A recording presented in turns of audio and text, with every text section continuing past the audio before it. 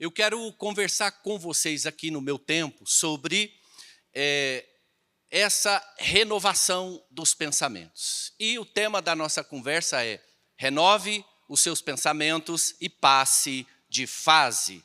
Você está se sentindo estagnado? Você está se sentindo que a sua vida não avança ou está paralisado? Você tem tido a sensação de estar andando em círculos? Você percebe que, de alguma forma, você não tem avançado? Bom, se a resposta na maioria dessas perguntas foi sim, você precisa, então, renovar a sua mente e os seus pensamentos, porque isso está gerando um prejuízo para a sua vida. Você já pensou por que você não tem experimentado uma mudança duradoura de comportamento? Muitas vezes nós não experimentamos uma mudança duradoura de comportamento porque nós estamos tentando mudar o que nós fazemos e não mudamos o que pensamos sobre nós mesmos. E aqui está uma chave importantíssima de nós aprendermos a aplicar na nossa vida. Eu gosto daquele livro do James Clear, Hábitos Atômicos. Ele nos traz ali uma chave que não adianta você alcançar uma meta pela meta. Não adianta você ter um objetivo pelo objetivo, se aquilo não faz parte da sua vida, se aquilo não inseriu na sua identidade, se aquilo não encheu a sua mentalidade de alguma forma, você não vai avançar ou conseguir. Então, você faz o que faz por causa do que você está pensando sobre si mesmo. Você faz o que faz por causa do que pensa de si mesmo. O livro de Provérbios, o capítulo 27 ali, o início, aliás, capítulo 23, o verso 7 no início, diz assim: porque como ele imagina na sua alma, assim ele é.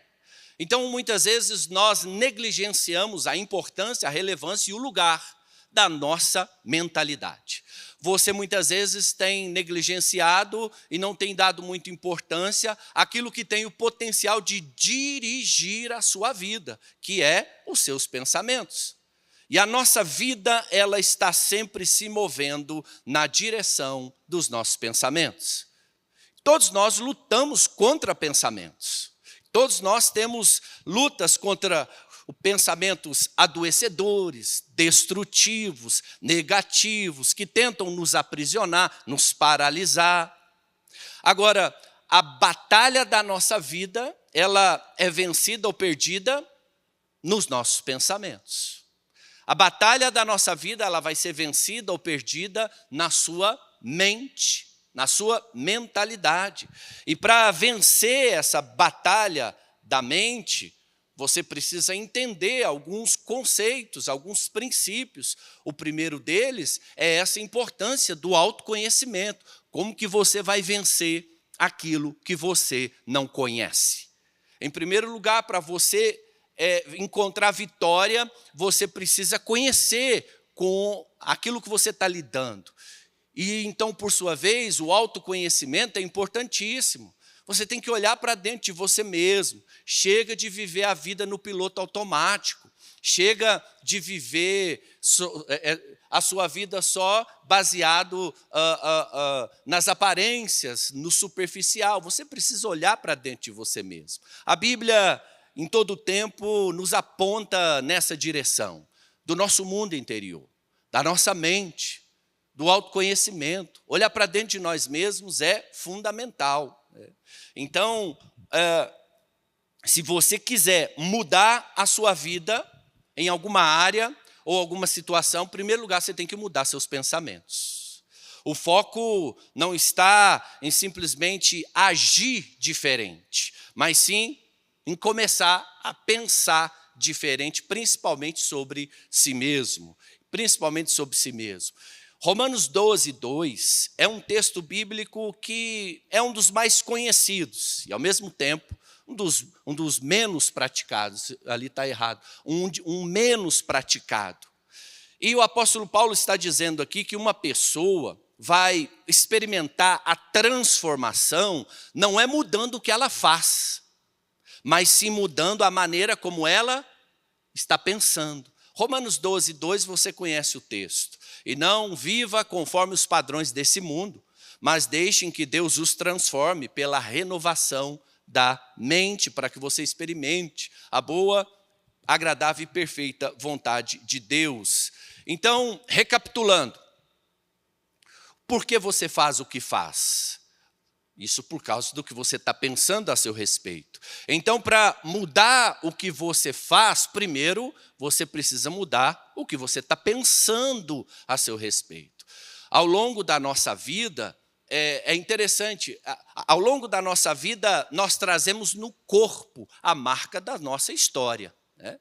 O corpo, a marca da nossa história de vida, muitas vezes se inscreve no corpo, porque o que a emoção cala, o corpo fala, mas também, ao longo da nossa história de vida, nós inscrevemos as nossas experiências na nossa mente. E às vezes, sem se dar conta, você carrega muitos pensamentos aprisionadores, adoecedores, que têm a ver com a sua história de vida. Então, é incrível como as pessoas elas estão sendo hoje derrotadas e vencidas nessa batalha da mente. E os pensamentos, como eu disse, vão conduzir a nossa vida, porque os pensamentos são como forças. São forças que estão sempre nos levando a ter atitudes, nos levando a nos movermos. Pensamentos são forças que conduzem a nossa vida, e para algumas pessoas esses pensamentos estão gerando adoecimentos, estão literalmente puxando a pessoa para trás. Você já teve esse tipo de sensação que a sua vida mental, sua mentalidade, seus pensamentos está te puxando para trás, está te paralisando? Muitos se sentem presos nos seus próprios pensamentos. Porque eu não consigo avançar. Porque eu não consigo vencer essa tentação. Porque eu tenho tanto medo de falar em público. Porque eu tenho tanta insegurança. Então, a nossa vida sempre vai se mover na direção dos nossos pensamentos. O que nós pensamos vai dar forma, sim, a quem nos tornamos, né? E a pergunta aqui é: para onde os seus pensamentos estão te levando? Você precisa a todo tempo estar fazendo essa reflexão. Qual está sendo a qualidade, qual está sendo o conteúdo, para onde os meus pensamentos estão me levando? Uma informação importantíssima acerca da renovação da nossa mente, para você mudar de fase. Porque se a sua mentalidade continua engessada, bloqueada, adoecida, você vai continuar na mesma geografia emocional de imaturidade, explosividade, descompensamento. Então, o passar de fase é você então buscar desengessar, sarar a sua vida de pensamento para que você possa avançar a uma nova geografia existencial do seu destino. Uma informação importante aqui é que, de fato, a mente ela é um campo de batalha. A mente é um campo de batalha. Agora, imagine você numa batalha. Em primeiro lugar, nós pensamos que é preciso ter a postura de batalha, um posicionamento de batalha. Ninguém vai para a batalha de cabeça baixa, prostrado, já com aquela cara da derrota. Ninguém vai para uma batalha desse jeito. Então, nós precisamos aqui, a partir desse entendimento, começar a ter alguns posicionamentos diferentes acerca dessa batalha da nossa mente, porque existem muitas fortalezas da mente, que são essas estruturas mentais de pensamentos, são essas crenças arraigadas na nossa mente que acaba funcionando como um lugar de prisão. Nós temos essas fortalezas mentais que fazem, então, oposição à vontade de Deus para a nossa vida.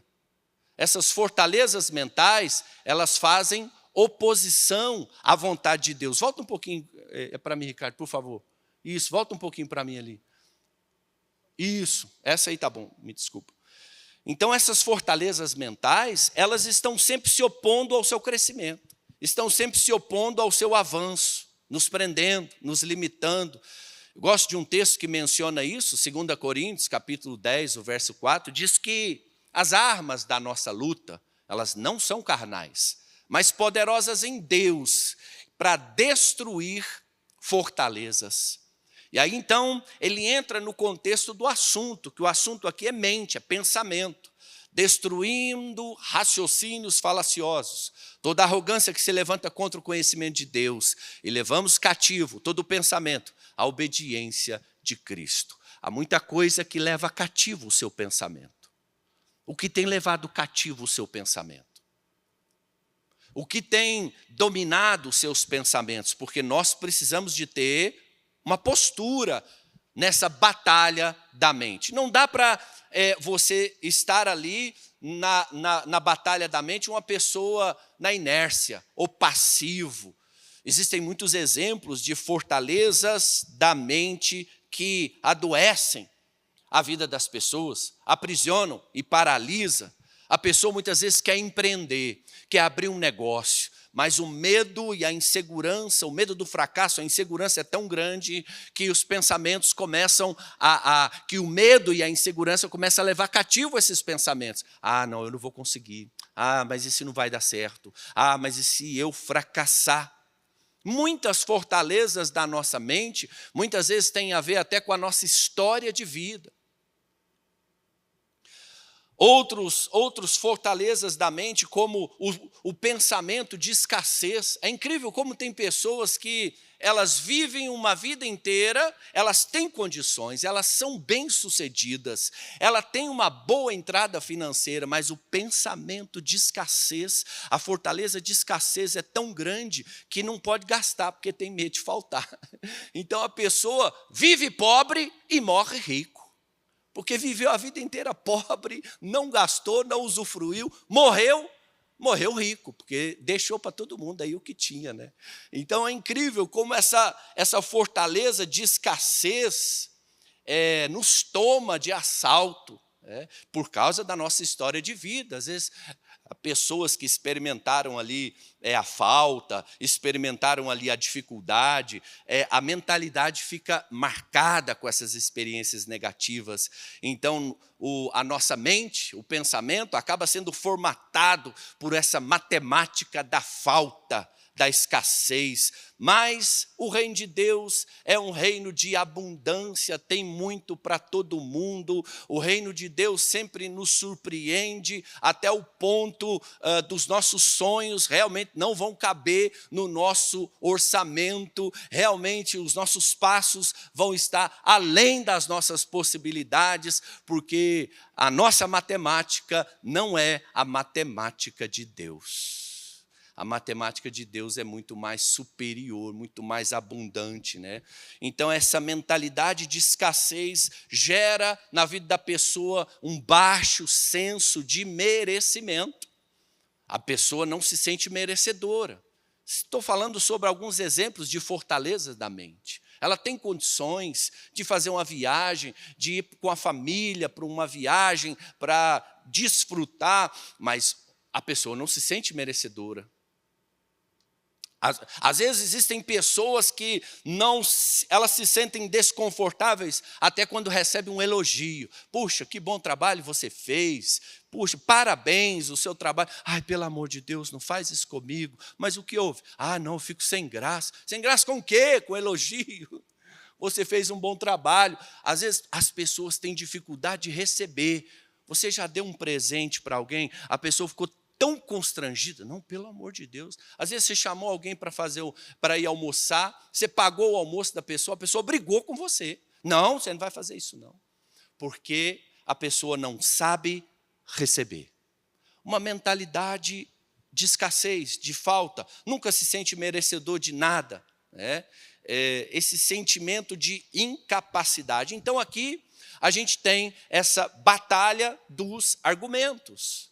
A batalha dos argumentos é a batalha da mente. De um lado, nós vamos ter a ideia de Deus para você, e de um outro lado, nós vamos ter a ideia do mal para você. E dentro da sua mente, nos seus pensamentos, esses argumentos vão se debater até que então eles possam vir à tona através dos seus comportamentos. O Evangelho de João, capítulo 10, verso 10, a Bíblia fala sobre isso. O ladrão vem senão para matar, roubar e destruir, mas eu vim para que tenham vida e vida em abundância. A ideia de Deus para você é que você tenha vida e vida em abundância, que você avance e prospere, cresça, abençoe pessoas, para que você se diferencie na sua vocação, enfim, que encontre a sua identidade vocacional. Mas a ideia do mal para você é destruir a sua vocação, é roubar a sua prosperidade, matar a sua fé, a sua esperança. Então, há sempre essa batalha de argumentos. E nós sabemos que as nossas vitórias internas, elas moldam as nossas vitórias externas. Às vezes você está querendo vencer do lado de fora, mas em primeiro lugar você tem que vencer do lado de dentro. As nossas vitórias internas moldam as nossas vitórias externas. Aquele livro do Paul Yang-Shu, A Quarta Dimensão, é um livro que fala muito sobre fé, sobre milagres, mas ele tem um capítulo que ele fala sobre o poder dos pensamentos. Que nós nunca vamos alcançar nada relacionado a milagre com uma mente material ou carnal ou de escassez. Que aquilo que ativa o milagre começa com a nossa mentalidade do sobrenatural. Enquanto você estiver apenas lidando com a sua matemática, que é uma matemática lógica, 2 mais 2 é 4, mas Deus não é lógico, Deus não obedece a sua matemática. Ele é muito mais poderoso do que você pode ou pensar, ou pedir, ou imaginar. Então, ele ensina que existem milagres e sobrenatural na nossa vida que nós só vamos acessar com essa mudança de mentalidade. Então, boa parte do nosso trabalho em renovar os pensamentos e mudar de fase está em fazer a nossa mente acreditar que é possível. Você precisa se posicionar nessa batalha de argumentos para fazer a sua mente acreditar que é possível. É possível você ter um casamento abençoado. É possível você ter uma vida financeira estável, abençoada, próspera. É possível você avançar a uma nova geografia da sua existência. Então, nós entendemos que a vida é tudo uma questão de ponto de vista. A vida é tudo uma questão de ponto de vista. Você não vê as coisas como elas são. Você vê as coisas como você é, a partir da sua história, a partir da sua experiência, a partir das suas lentes. Lentes mentais. Lentes são como óculos mentais que você enxerga a realidade. Por isso, Jesus mesmo afirma que tudo é uma questão de ponto de vista. Mateus 6, 22, ele diz que os olhos são a lâmpada do corpo. Se os seus olhos forem bons, os seus olhos têm sido bons. Ou não, os seus olhos têm sido mal. Você só vê o negativo, você só vê aquilo que não vai dar certo. Você só vê a porta fechada, você só vê a circunstância contrária. Os seus olhos têm sido bons. Jesus afirma que tudo está no olhar. Então, se os seus olhos forem bons, mas ele também diz, se os seus olhos forem maus, você vai ter as consequências dessa questão do ponto de vista. E nós chamamos a mentalidade, essa estrutura psíquica dos seus pensamentos. Mentalidade é um conjunto de pensamento que funciona como uma lente pela qual você enxerga e filtra, interpreta a realidade. Tem pessoas com a mentalidade totalmente engessada, formatada. Lembra do texto de Romanos 12? Não vos moldeis a esse mundo, quebre as formas, os formatos. Então, mentalidade é essa estrutura psíquica que funciona como uma lente pela qual você enxerga e filtra a realidade. Tem pessoas que estão enxergando sua vida pelas lentes das suas dores, dos seus traumas, dos seus fracassos, da sua derrota, das suas mágoas, dos seus ressentimentos. Tem pessoas que estão enxergando a vida através de lentes totalmente distorcidas. Por isso, não é o evento, não é a circunstância, não são pessoas, mas é como você interpreta. A situação é que vai fazer a diferença. É como você enxerga, quais são as lentes. Tem pessoas que enxergam a vida através desses óculos da rejeição, do abandono. Às vezes a pessoa chega num lugar assim, cheio, e vê duas pessoas conversando. Ai, meu Deus, já estão falando de mim. Já estão falando de mim. Mas ninguém nem viu a pessoa. Lentes de rejeição. Lentes de abandono. Lentes de orgulho. Então, nossa interpretação, nossa leitura e nossa interpretação da vida é sempre condicionada por esse sistema de crença, por essa mentalidade. O seu sistema de crença é a sua mentalidade, que foi formatada a partir da sua história de vida, por aquilo que você aceitou como verdade para você. A isso nós chamamos, então, de mentalidade, e essas são suas lentes. E a pergunta aqui, como você tem se olhado? Como você tem enxergado a vida? Através dessas lentes do desânimo, da frustração, do vitimismo. Lentes muito comuns do vitimismo. A pessoa transfere a responsabilidade para o outro. Mas por que você está nessa situação? Veja bem, fizeram isso comigo, deixaram de fazer isso comigo. Veja bem o cenário, a política, a economia. Poxa, mas cadê a pessoa para ser o ator e o autor da própria história?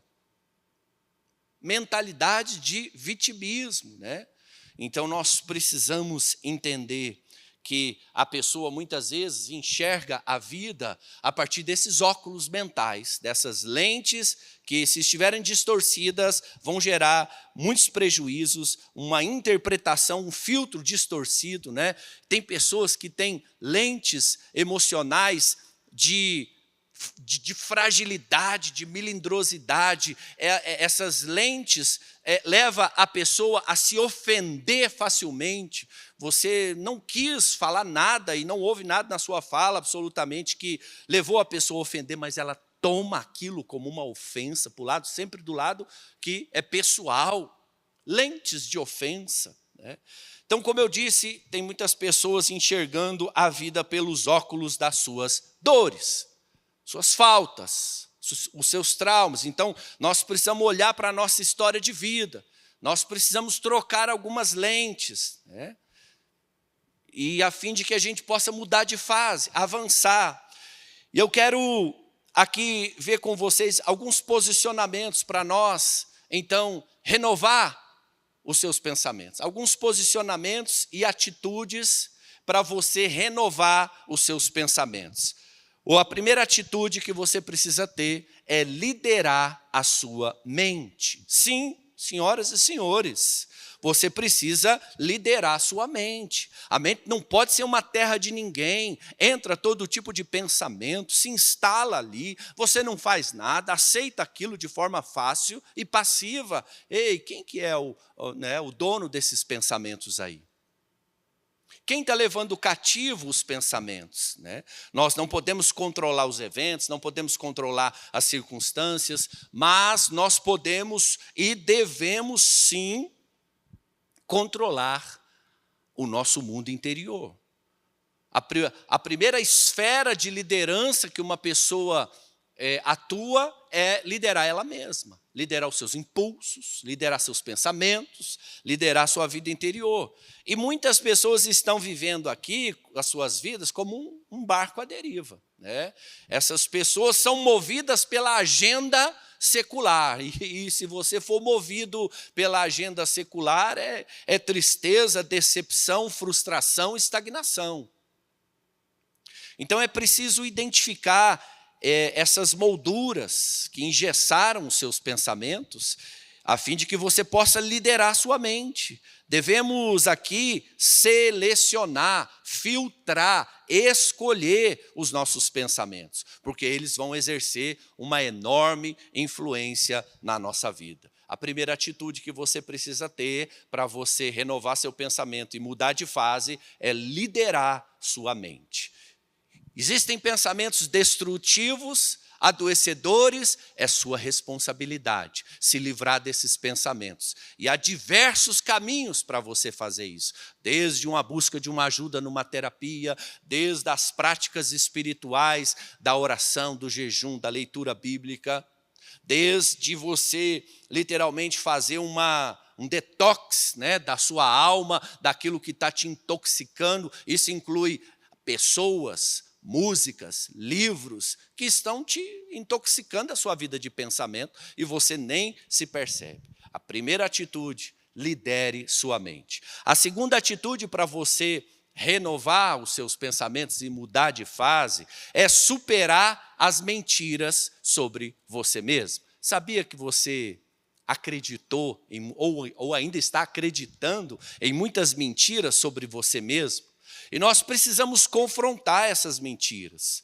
Nós precisamos quebrar os acordos com essas mentiras. Mentiras a respeito que você não é capaz, que você não é ninguém, que você não é amado. Você precisa escolher no que você vai acreditar a seu respeito. E eu te aconselho que você possa fazer os seus acordos com as verdades de Deus para você e te aconselho a quebrar os seus acordos com as mentiras do mal para você. Existem muitas pessoas adoecidas emocionalmente por causa de mentiras que elas acreditaram sobre elas mesmas. Essas mentiras, sim, foram a base de muitas crenças. Essas mentiras foram a base de muitas estruturas do pensamento, ideias, conceitos, sofismas acerca de você mesmo. Mentiras que você ouviu lá atrás na sua história de vida. Isso não vai ser nada. Isso vai ser um fracasso. Isso não vai dar nada quando crescer. Foram falsas profecias lançadas a seu respeito, que muitas vezes você tomou aquilo como verdade e aquilo entrou na sua mente e se tornou uma fortaleza, uma crença, que você precisa, então, se posicionar nessa batalha da mente para poder se livrar dela. Não é verdade? Então, o segundo posicionamento aqui é você se livrar dessas mentiras, é você então superar, confrontar, quebrar os acordos com essa mentira. Muitas vezes essas mentiras que nós acreditamos ao longo da nossa vida gera esse conceito da autossabotagem. Você está ali diante de uma oportunidade de emprego, de uma promoção, você está ali diante de uma porta que foi Deus que abriu para você, e quando você vai entrar, aí as crenças, os gatilhos das mentiras que você acreditou começam a ser acionados. Ai, mas eu não vou conseguir. Mas eu não mereço. Mas eu não posso. Mas eu não consigo. Mas isso não é para mim. E aí, autossabotagem é você puxando o seu tapete, não tem ninguém fazendo mal nenhum para você. É você puxando o seu tapete e você então retrocede naquilo que era para você entrar.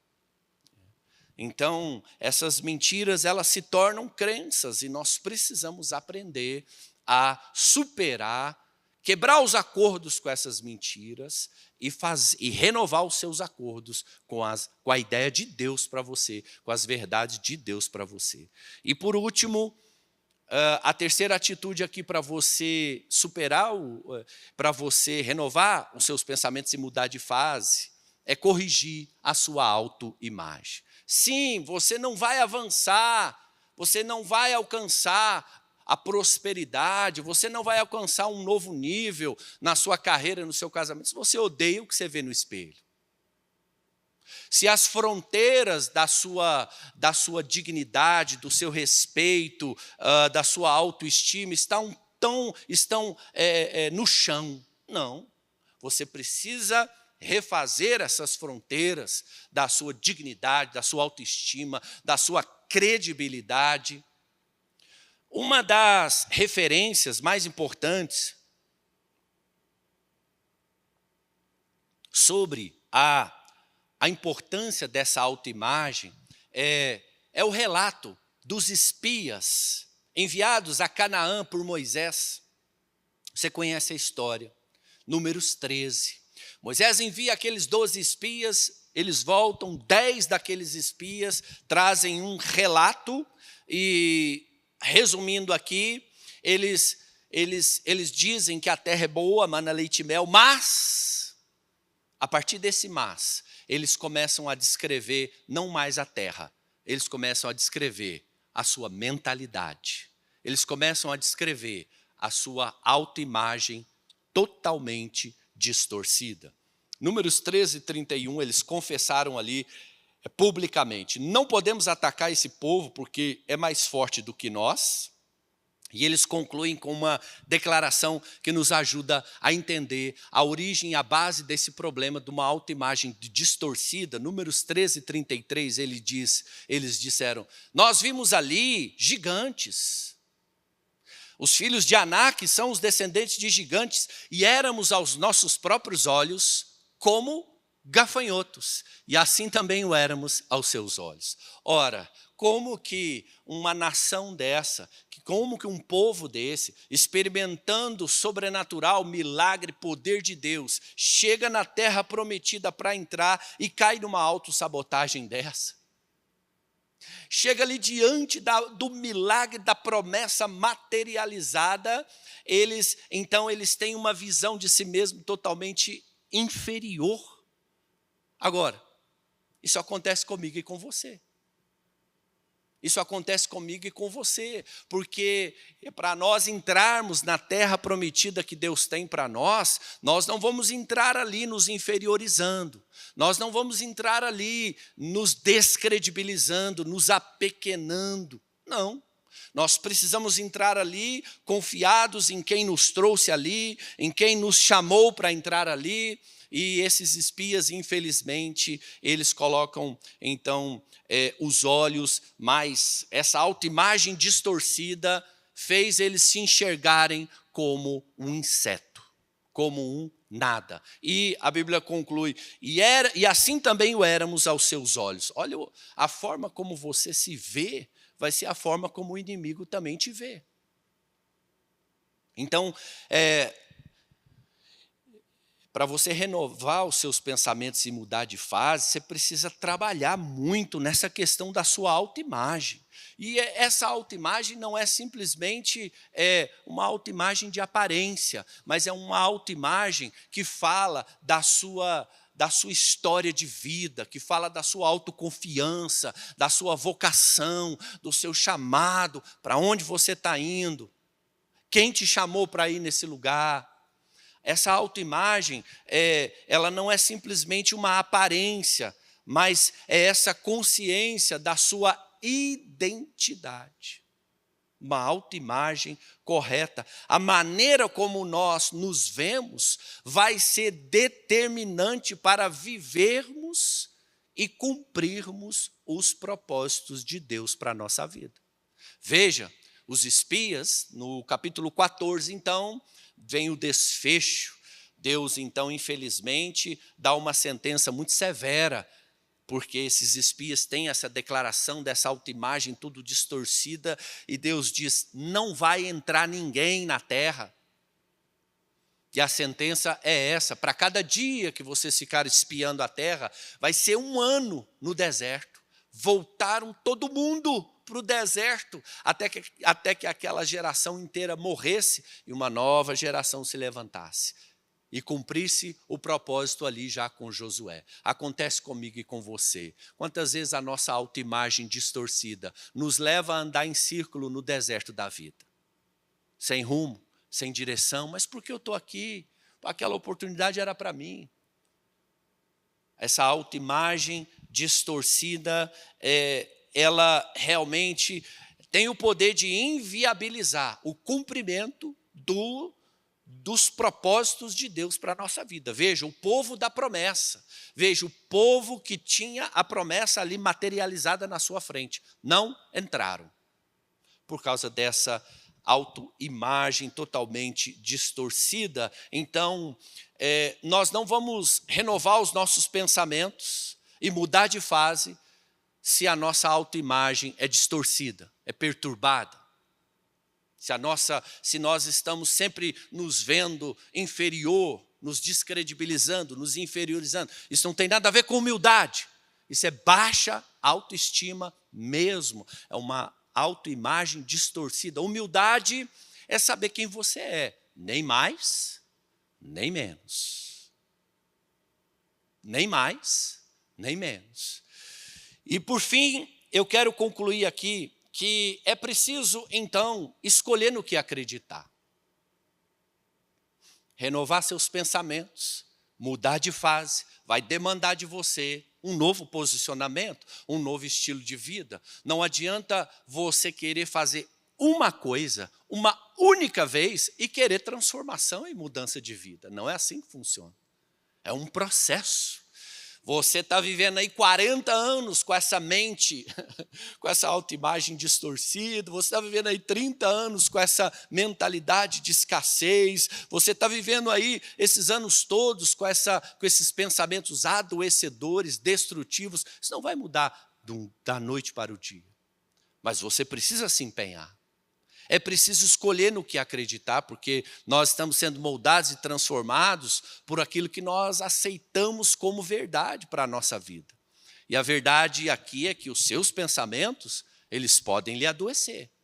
Hoje, a medicina já tem estado em alerta e mais consciente a respeito das doenças psicossomáticas. O que são as doenças psicossomáticas? O sujeito tem uma dor no peito muito forte. Poderia ser então um princípio de infarto. Ele vai no cardiologista, faz a bateria de exame, mas não há nada de errado com o seu coração físico. O que há de errado é com o seu coração emocional, que não aguenta mais as cargas, os pesos, esse estilo de vida, de esgotamento, os pesos emocionais. Então, as doenças psicossomáticas, elas não têm a sua origem no fisiológico, a sua origem é no emocional. No emocional.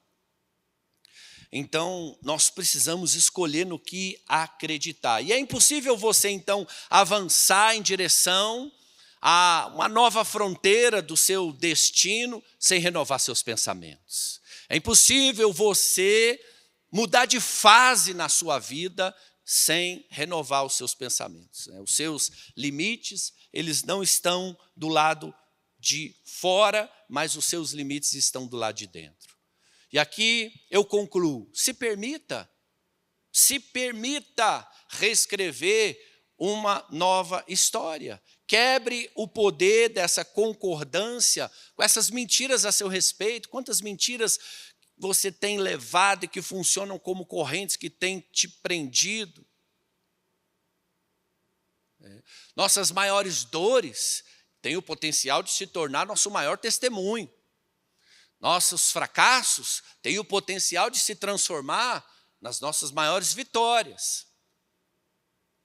Agora, é o que pensamos que nos faz livres ou prisioneiros. É o que pensamos que nos faz livres ou prisioneiros. Renove os seus pensamentos e passe de fase, ou mude de fase. Essa, então, era a minha fala para vocês. Espero ter contribuído com sua caminhada, espero ter contribuído com a medida que Deus já depositou na sua vida. Acredite que você é capaz. Um grande abraço, Deus abençoe.